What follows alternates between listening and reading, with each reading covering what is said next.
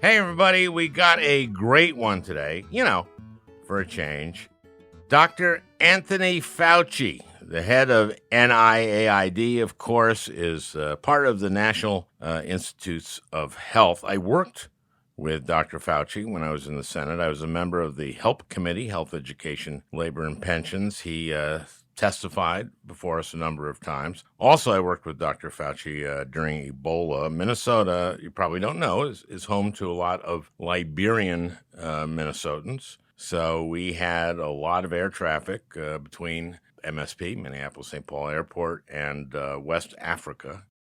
Boy, Dr. Fauci is just a great guy. I'm so thrilled that he joins me. First, I do want to talk a little bit about Ted Cruz. About Ted Cruz, I once said, I probably like Ted Cruz more than most of my colleagues like Ted Cruz, and I hate Ted Cruz. It's funny because it's true. Okay, just for the hell of it, I'll tell maybe a Ted Cruz story or two. So Amy Klobuchar, my colleague, my senior senator from Minnesota, was doing the gridiron. Okay, the gridiron roast. And she would never let me write a joke. She would never let me, because she wanted to, she's very funny, and she wanted everyone to know she wrote the jokes. But she would run them by me, maybe I'd punch one or two. So she has this joke, which she says, when most people think of a bad cruise, they think of Carnival. But we Democrats in the Senate think of Ted. And I went, Amy, that's a really good joke, but I have a rewrite. And I gave her this rewrite, and I'm gonna you'll hear it in this story. So I see here that Thursday is the gridiron's on Saturday, and she's going around the floor, and I see that she's going to senators she's written jokes about and getting sort of, none of them are really that bad. And so I see her go to Cruz, and I went, I want to be here for this. And she says, Ted, I've written a joke about you for the gridiron, and here it is. When most people think of a difficult cruise, now she's rewritten it from bad cruise to difficult cruise, because she knows Ted. When most people think of a difficult cruise, they think of Carnival. Now, you remember the Carnival cruises. They were just terrible, and they'd gone out to sea, and then the engines had turned off, and people were going to the bathroom, and the overflows and all that kind of stuff. Okay. So when most people think of a difficult cruise, she says, they think of Carnival, but we in the Senate think of Ted. She changed it from Democrats in the Senate. So he goes, this is perfect Ted. He goes like, what if you changed it to a challenging cruise? So now he wants difficult changed to challenging. And I see her go like, oh, no. And he sees that and he goes like, you know what? I believe in the First Amendment. You go ahead and tell your little joke. So this is just so obnoxious. So I go like, Ted, I've actually done a rewrite of Amy's joke, and I think it's better. You want to hear it? And I see Amy go, oh, no. But I also see her go like, I want to be here for this. So he goes, sure. I go like, okay. When most people think of a cruise that's full of shit, they think of Carnival. But I think of Ted. So, and he just looked at me like he had nothing to say, and I just nodded and took off. There's something wrong with Ted. It's kind of fascinating, actually. His state of Texas, of course, was hit with a massive, tragic disaster. Texans dying, folks being asphyxiated in their garages, trying to stay warm by running their cars, folks freezing to death. And of course, Ted flies to Cancun because he's Ted Cruz. And then he lies about it because he's Ted Cruz. Conservative radio host Ben Shapiro defended him by claiming that anything that Cruz would have done to help Texans would have been merely performative and nothing else. Let's play a little bit of Ben Shapiro. It's not a real-time crisis that Ted Cruz, the senator from Texas, can do anything about, because the senator from Texas is, in fact, in the United States Senate. He's a federal officer, right? He's a federal elected official. This is up to the mayor of Houston and like the governor of Texas and all the people who are state level officials. And also, I just wonder, what is Ted Cruz like? Did they expect Ted to go there with like a blowtorch and start defrosting all of the pipelines? Wow. How ignorant is this conservative radio host, Ben Shapiro? He's clearly never been in government. There's all kinds of things you can do during a disaster. First of all, you can help coordinate government response. When you're a U.S. senator, you're one of only 2 statewide elected federal officials. And this was a statewide disaster. One of the things you do right away, of course, is find out what you can do to help. There are almost always little emergencies that you can address by contacting FEMA or FERC. Those are federal agencies. The simplest thing you can do is comfort people and tell them how to keep records of what they've lost so they can recoup their losses if the flood or tornado or power outage has caused property damage. There's always plenty to do. I used to travel with Val Gravseth, my disaster person, who cut her teeth on the East Grand Forks flood in 1997. Val knows everything, and I would always take my cues from Val, who I call Val the disaster gal. There's always lots of ways you can help. You don't usually really know what they are until you hit the ground. Getting emergency generation to a water treatment plant, for example. You're talking to county people, to municipal people, who may very well have a very urgent need from a federal agency. It's amazing to me how a young conservative radio talk show host can spout crap without having the slightest idea what he's talking about. This guy clearly just has no clue whatsoever about how things work. That's another thing. So when you go to a disaster, you learn stuff. One of the things you learn in a natural disaster, in this case, a natural disaster combined with amazing incompetence by Texas ERCOT, the ironically named Energy Reliability Commission of Texas, you learn how stuff works and doesn't work.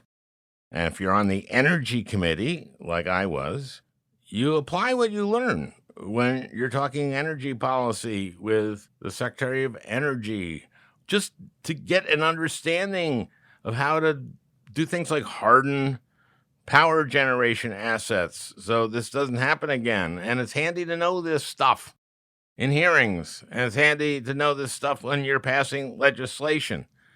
You also learn how great people are. You want to restore your faith in humanity? Go to a disaster. Go to a flood. Go to the aftermath of a tornado. People have lost their homes. You see the Red Cross. You see churches giving shelter and feeding people. You see VFWs making sandwiches for the relief workers for as long as relief workers are there. It's awesome, actually. One of the best parts of my job was going to disasters. Ted Cruz doesn't understand that. He doesn't understand his job. So he books a family vacation to Cancun. And then, of course, he gets caught. And his first response, well, his first instinct is to lie. Of course. He's Ted Cruz. He hides behind his daughters. I was being a good dad. I was just flying my family down to Cancun and turning right back. You see, because his daughters are 12 years old and 10 years old, and his wife, Heidi, Harvard Business School grad and executive director at Goldman Sachs, I don't know, sounds like a capable person who might be able to handle flying with a 12-year-old and a 10-year-old from Houston to Cancun. Just trying to be a good dad. Oh, you caught me lying? Well, the family, one of the families on the group text that we had sent out to invite them to spend the week with us, they shared our text with the New York Times. We thought they were really our best friends. Why would they do that? Oh, we're terrible people and everybody hates us. That's it. That must be it. Now to Dr. Fauci, who I've been wanting to interview for quite a while now, of course. Now, I tweeted out a request to my Twitter followers to send in questions, and I used a lot of them. These are really good questions, some of which I think probably you have too. And so I think you're going to really be interested in what Dr. Fauci has to say. And now, we had booked a 30-minute interview, and like an idiot, I did not bring my watch, and I had turned my phone off so I wouldn't get any phone calls during the interview, which has happened before.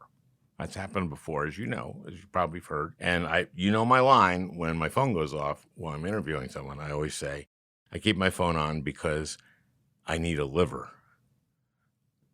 And, I just always have to be alert if there's one available.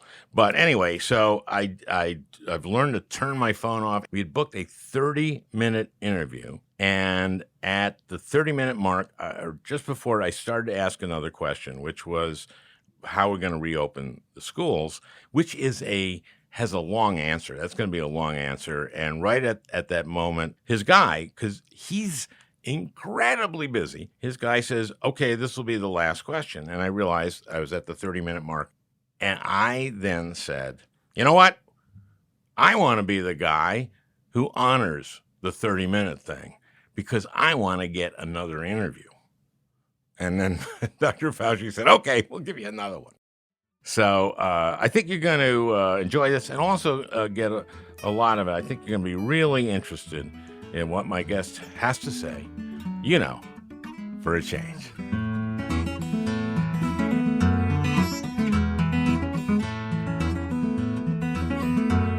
You've been head of NIAID since the Reagan administration, right? Yeah, 1984. This is my 7th president that I'm serving. And in order of best to worst. No, I was going to have you order. I'm not going to do that. I know. I want to talk about science and not politics. Okay, I know that's that good. You want to too. Okay. I know you want to move forward. I have a scientific question that does talk about Scott Atlas and herd immunity in light of the new stuff we're finding out about variants. In herd immunity, which was a terrible idea, you agree? Totally. Yeah. Basically, what he wanted to do was just nothing and let people get sick. And if enough people get sick and a lot will die, eventually you'll have herd immunity. Right. And well, that for so many different reasons is shown to be completely, I want to use not a too pejorative a word, but really a non-starter. It really wasn't, because what he was saying was that the peaks that you see in outbreaks in different regions, states, and cities, that the reason it turns around and comes back down is because you've reached herd immunity, and nothing that you could have done made it come down. Masks don't make it come down. Physical distancing don't make it come down. Well, if that was true, then you should never have another peak after you had the first peak. But if you look at what happened in the country, we've had multiple peaks in the same city, in the same county, in the same state. So this idea that anything you do doesn't impact at all the infections is only when enough people get infected that you get herd immunity. That has been proven to be wrong in every single possible way.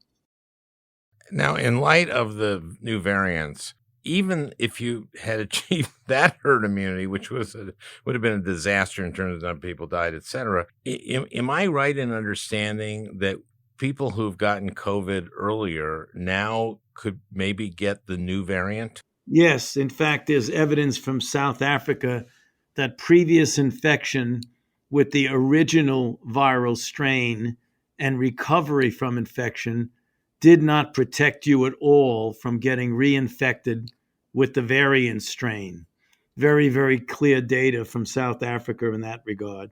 So I just want to just emphasize as bad an idea, and you outline why that was a bad idea. It wouldn't have even, first of all, it would have allowed the virus to mutate much more, and also it wouldn't have even provided herd immunity. Exactly. Like I said, for multiple different reasons, it's a bad idea. But that's a lot of bad. Okay. No, it is. It's a bad idea. But also, if we had followed it, there would have been well, look, we haven't even begun to reach herd immunity yet in the absence of a vaccine. And we have 475,000 deaths. So if you really wanted to push it to an extreme and say, just let everybody get infected to get herd immunity, you would have had 3-4 times the number of deaths that we have right now, which would have been completely and thoroughly unacceptable. Okay, now let's. I want to go to some specific questions that I asked folks on Twitter to ask some questions, and I have some. When we hear that the Pfizer vaccine is 95% effective, what exactly does that number 95% mean? It means if you compare the infections in an individual who has not been vaccinated with the number of infections of an individual who's been vaccinated in a typical randomized placebo-controlled trial in which all other things are being equal, that you decrease the likelihood of getting infected by 95%. For example, in the original Moderna study, there was something like 94 infections. 4 of them were in the vaccine group and 90 of them were in the placebo group. So what you do is you compare the number of infections in the group that received the placebo compared to those who received the vaccine. Okay, now let me. And here's the question I think a lot of people don't know the answer to, and I will get it from you. How sick can those 5% with the Moderna or the Pfizer, how sick can they get? Because some people go like, well, gee, 5%, I don't, that means 1 out of 20 will get sick. And it doesn't mean that. I know it means in comparison to the placebo group, but you can't get that sick, right? Once you've taken. No, actually, that's a very good question, Al. Oh, thank you. No, it is. It's a very good question because it was 95% effective in preventing symptomatic disease, but it was virtually 100% effective in preventing serious disease. So that so-called 5% who got infected had very mild disease. None of them went on to severe disease. So in fact, if you do the other calculation, what percent of people who were vaccinated developed severe disease? It was essentially zero. Not only does it protect against getting symptomatic infection in the first place, it does a very good job of preventing, if you do get infected, in preventing you from getting serious disease. And we got good news that Pfizer and Moderna have committed to delivering another 100 million doses each of their vaccines by May, is it? Yes. And that will bring it to a total 600 million doses, which divided by 2, that's 300 million, and that's almost everybody. Right. When will every American who wants to be vaccinated be vaccinated? You know, given the fact that it logistically takes time to get tens and tens and then hundreds of millions of doses into people, the projection, and it merely is a projection, it depends on how efficiently we implement it. I would think by the time we get to the middle to end of the summer, that with the doses that will be available, the 600 million doses for 300 million people that you mentioned from Moderna and Pfizer, together with the fact that we'll get 100 million from J&J or Janssen, and then even more from the company Novavax, with that amount of vaccine available, and we do it in a very efficient way, where you have mass vaccination centers that are open with collaboration between the federal government and the states, I would imagine by middle to end of the summer, we will have vaccinated as many people that will get vaccinated. And that will then be herd immunity, will it not? The percentage of people required to develop what we classically think of as herd immunity is not completely known for SARS-CoV-2, because the only way you know it is when you get to a certain percentage and then you get below it and then people start getting infected. We know what it is for measles because we have a lot of experience with measles and people then not getting vaccinated and then getting breakthrough infections. So the herd immunity percent for measles is about 90%. My estimate of what it will be for SARS-CoV-2 is somewhere between 70 and 85%.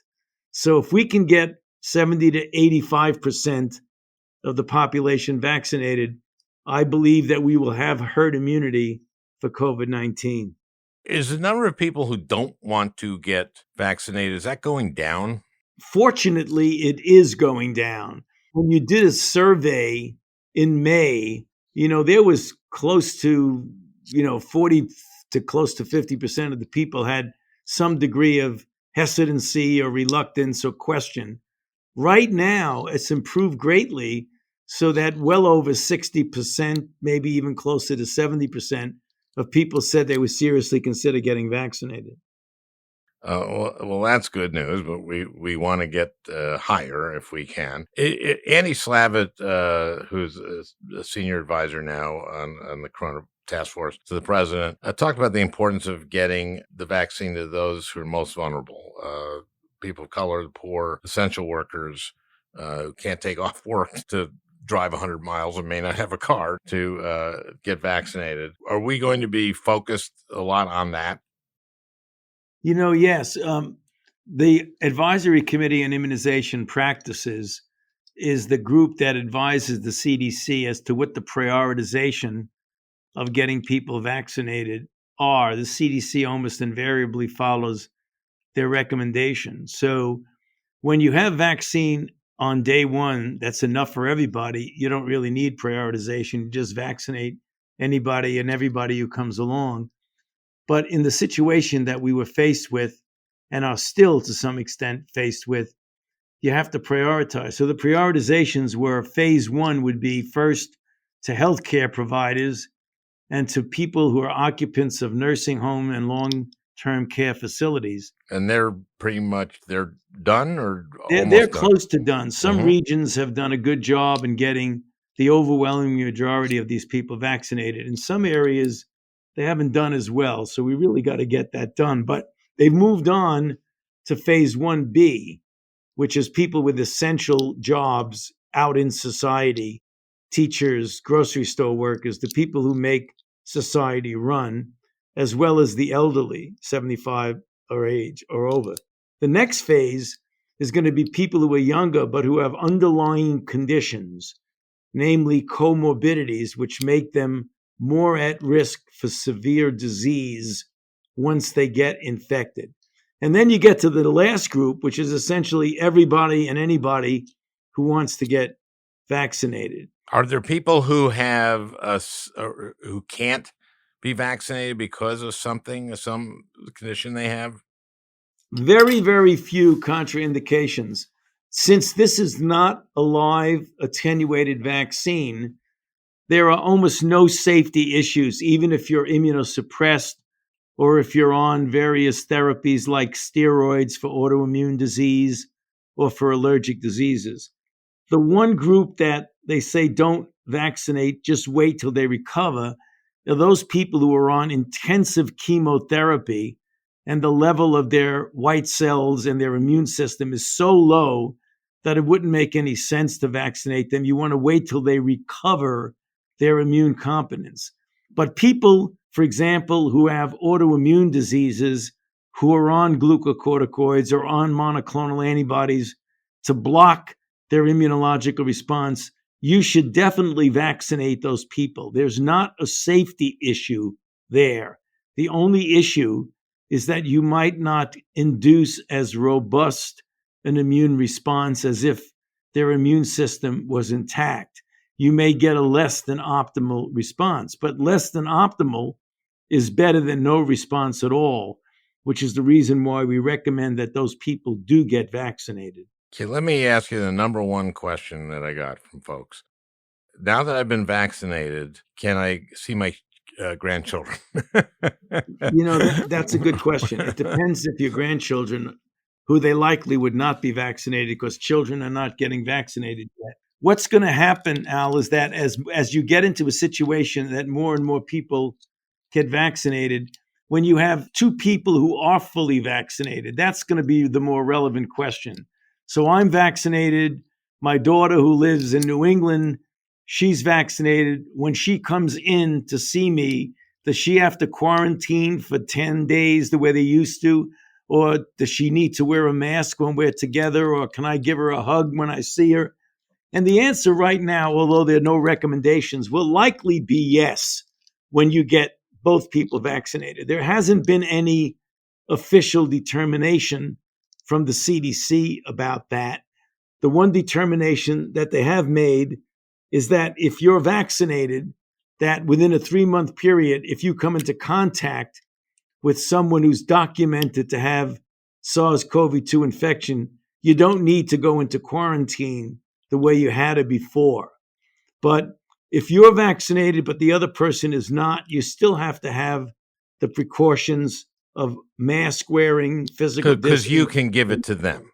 Exactly. Okay, so that is literally the number one question I was asked. The technology that allowed Pfizer and Moderna to develop the vaccines, mRNA, is a technology that you were somewhat instrumental in getting the research dollars for. Am I Yes, right? it was. I mean, first of all, the messenger RNA platform, a number of people contributed to that, but they were people that my institute supported, grantees and contractors.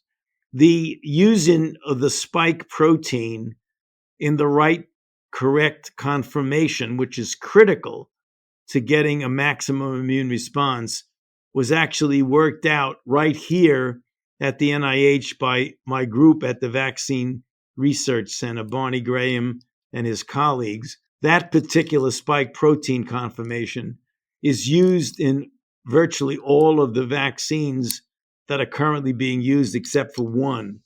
So, yes, the work that's been done both on mRNA platforms as well as the right conformation of the spike protein is work that, for the most part, was supported by the NIH.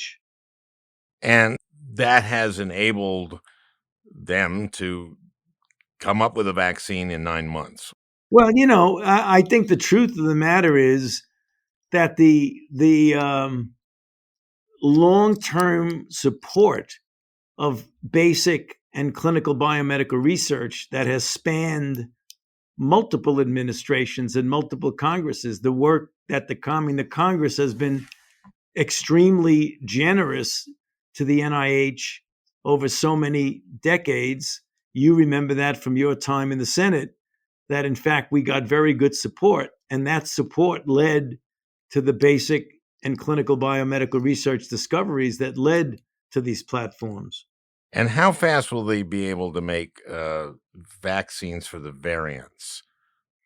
That's a good question. Pretty quickly, Al, because what happens is that the mRNA platform and even some of the others are very flexible and adaptable to be able to switch in midstream and stick another coding sequence in there to make the protein against the variant as opposed to the protein against the original virus.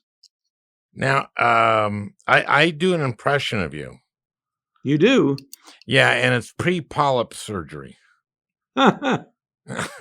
Okay, so and it was there was a point at which things were spiking very badly, like in Texas and in Florida and elsewhere.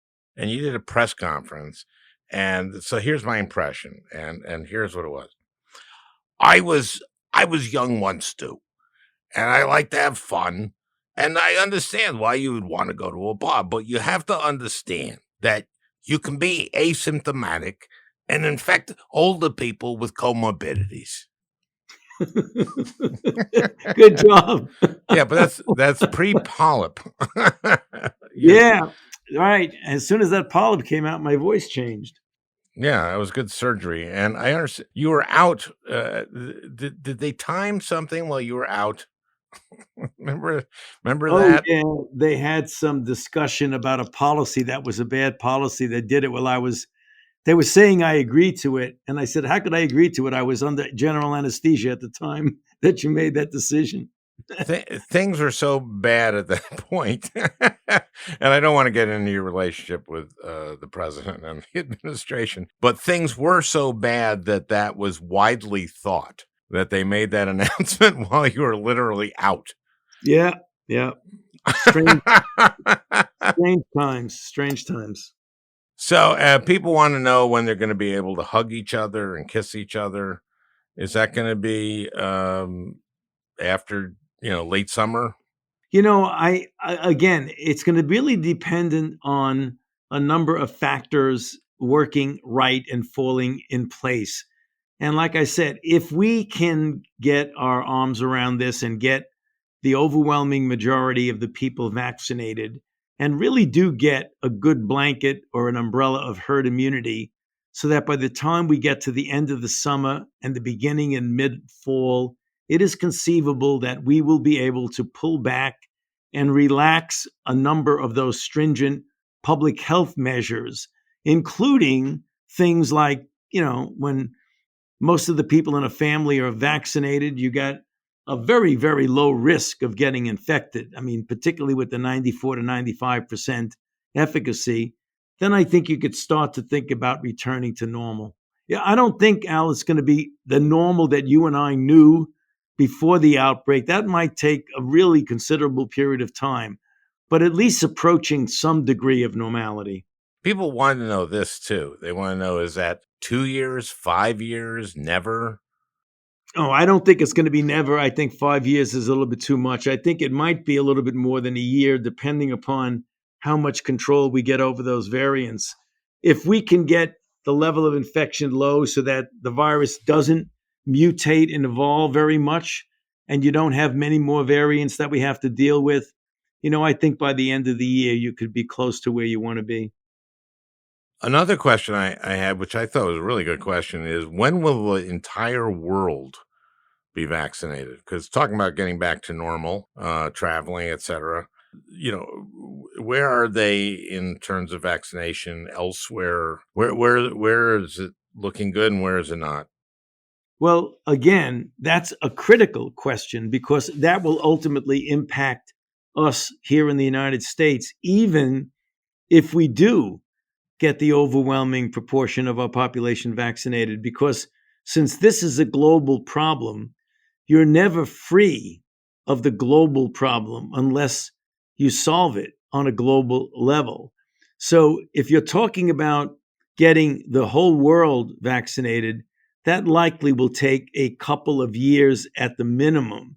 One of the things that we need to be aware of is that this is something that's discussed at the level of WHO and beyond, is getting an organization or an agreement, which is referred to as COVAX, which is a consortium of countries and organizations like CEPI and Gavi and others that will be able to put significant resources in to get vaccines to those countries and those regions that don't have the resources to do it themselves.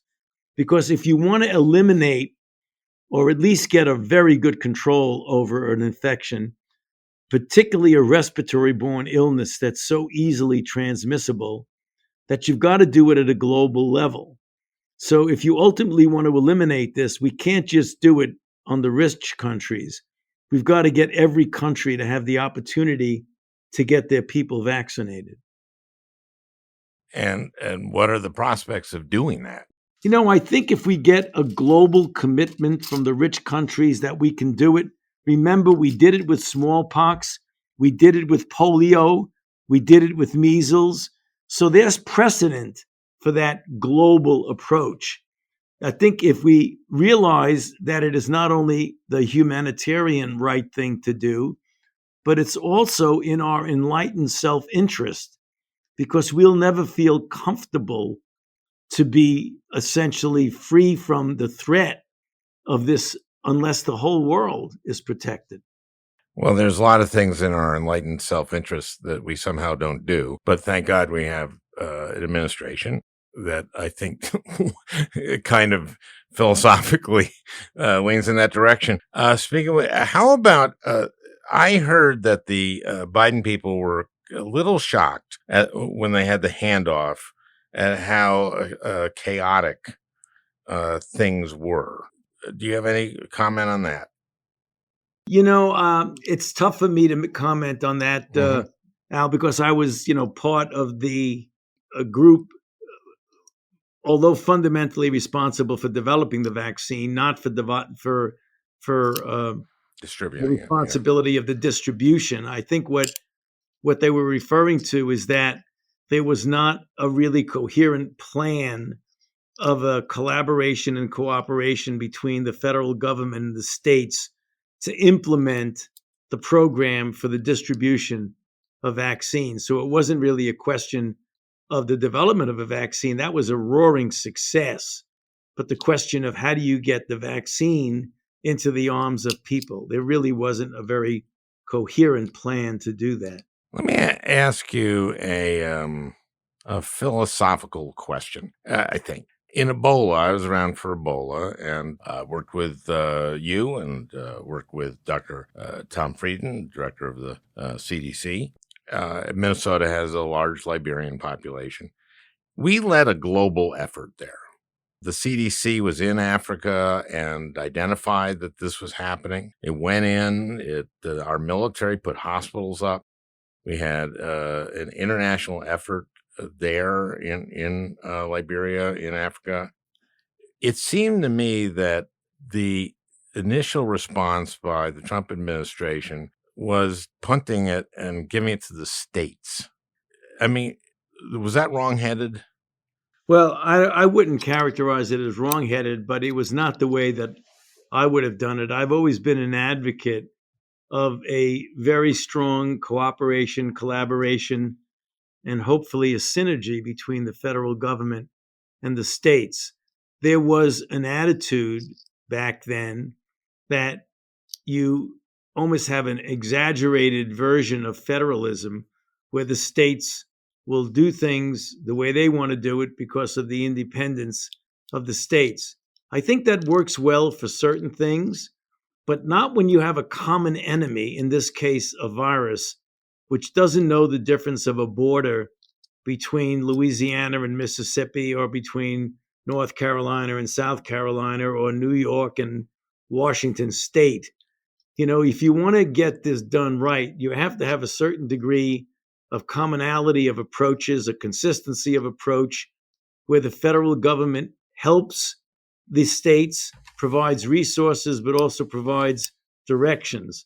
We didn't have very much of that. It was really the states, in some respects, doing things on their own. Right now, if you look at the plan that has now been put forth, the strategy to address COVID-19, it's very much a balance and an interaction between the federal effort and the effort at the state and local level. So I hope that would work much better now. In Ebola, we led a global effort. And it seems like by dropping out of the WHO and just the way this last administration approached the rest of the world, that we've lost our global leadership role. Does it make us safer to have a global leadership role? Oh, absolutely. In fact, that's the reason why one of the first things that President Biden did was to have me make a speech in front of the World Health Organization Executive Board announcing A, that we're going to come back into the WHO, that B, we're going to pay our fair dues, as it were, in contribution to the financing, that we were going to join COVAX, that we were going to revoke the Mexico City policy. So literally a day or two after being inaugurated, we were right back into the global scene. And as the other members of the WHO said, that the United States of America is back in the picture again. Yeah, I mean, the way I kind of compare focusing on the states or giving everything to the states is that after Pearl Harbor, FDR had said, well, this is pretty much Hawaii's problem. Yeah, right. Um, so we are on a good path here. Is that what you're feeling right now? I am, because when I even before he was inaugurated, but very soon after, President Biden said publicly and told us, his medical team, privately, that in fact we are going to make science dictate our policies. Science will rule. We'll use evidence and data, and will be ruled by solid scientific facts. That we're going to make mistakes, we're going to stumble, that will happen. But if we do, we're not going to blame anybody. We're just going to fix it. And that's a really good attitude, which, even though this has only been a few weeks into the administration, it's really working very well. That everything that we talk about is based on scientific data and evidence. Imagine that. Let me ask you about opening schools, and I want to be respectful of your time. Sorry, we need to end, but I think this would be the last question. Okay, well, there it is. I don't have to ask this. If you got to go, you got to go. I want another interview down the road, and I want to be the guy who went, nope. I'm respectful of his time. Well, that's good. We'll give you another one down the road, Al. See, because I did that. Yeah, because you're such a good guy. Hey, doctor, thank you. You're welcome. You're welcome, Al. Nice to be talking to you. Appreciate it. Great talking to you. Bye. All right. Take care. Well, I hope you enjoyed listening. That beautiful music is by Leo Kottke, the great Leo Kottke. I want to thank Peter Ogburn for producing this podcast. We'll talk again next week.